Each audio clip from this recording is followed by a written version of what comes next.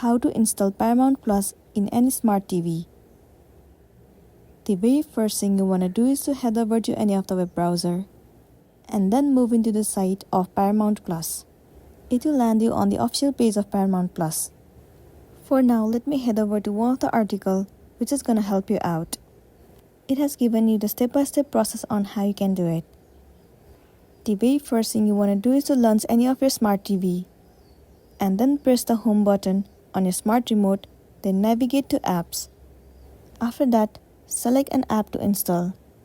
Press the select button, then move to the detailed information screen. You can also source by app name. And then you have to select install. After installation is finished, a menu to open the app or add to home screen will appear. If you press the open, the app will open immediately. And if you press add to home, you will be able to add the app to the home screen, and then you'll be good to go. So that's all for today, and this is simply how you can install Paramount Plus in any of the smart TV.